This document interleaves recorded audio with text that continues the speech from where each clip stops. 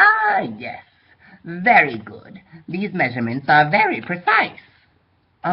Sir, those are off by about 300%. Yes, yes, so very precise. Look at those significant figures. Sir, how can something be precise if it's completely wrong? Ah, it seems what we have here is a confusion between precision and accuracy. That we do. So, let's discuss. What is precision? What is accuracy? What's the difference?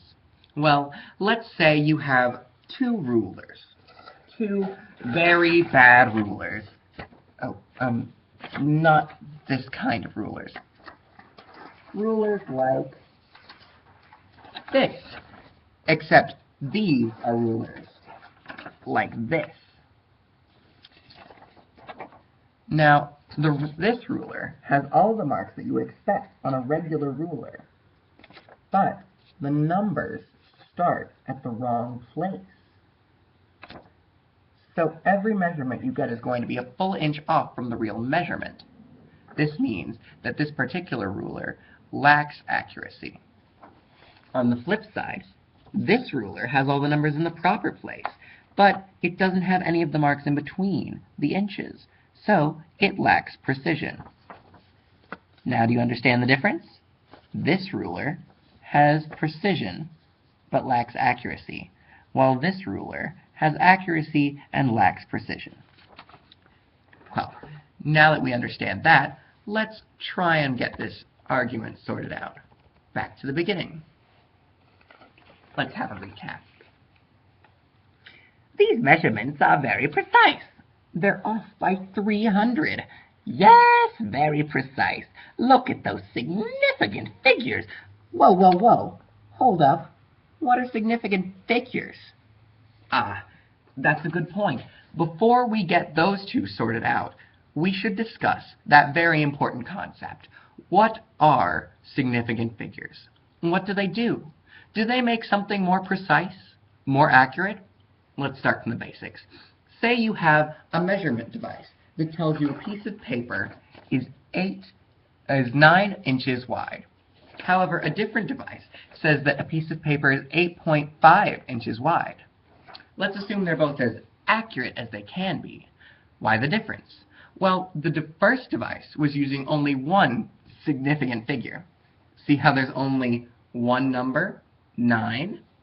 The second one used two significant figures, two numbers, 8.5 instead of 1.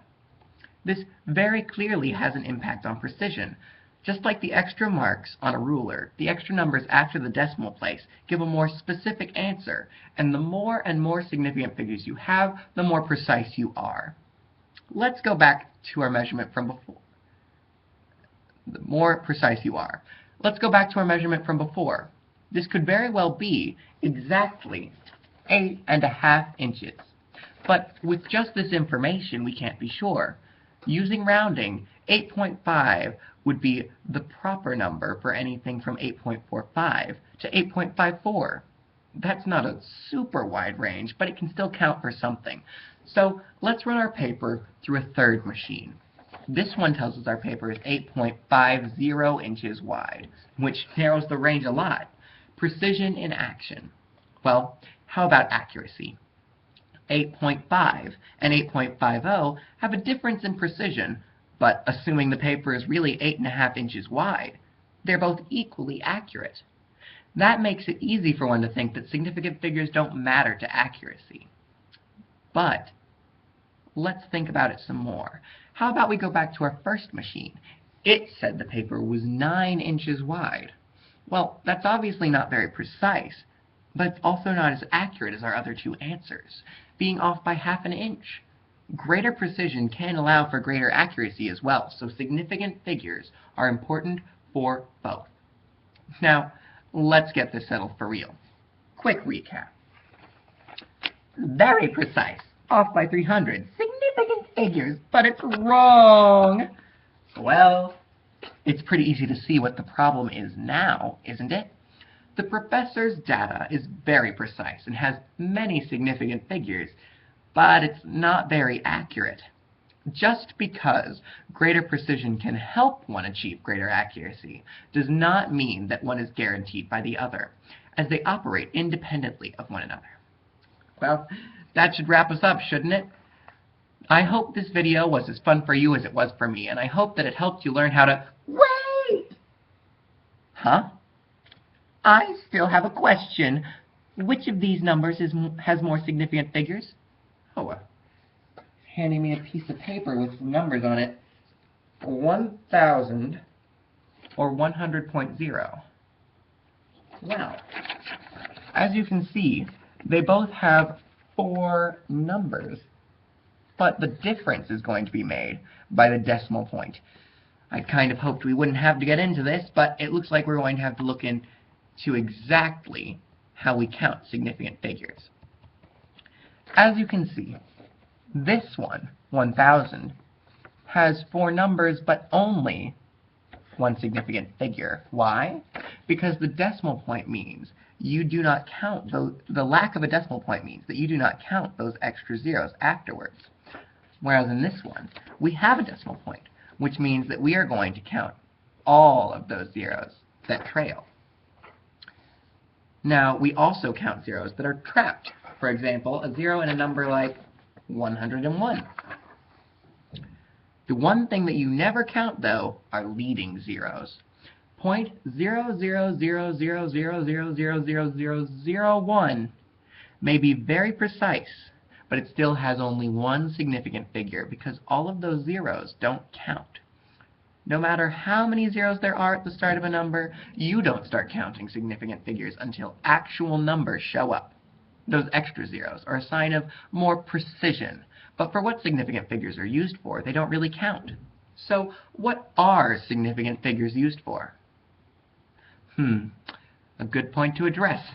Well, even though more decimal places makes things more precise, sometimes it just bogs you down and makes things that aren't necessarily real or significant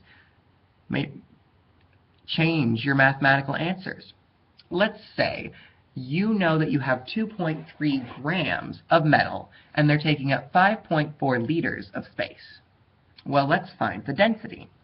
If you divide 2.3 by 5.4, you get 0.4259259259259, and so on.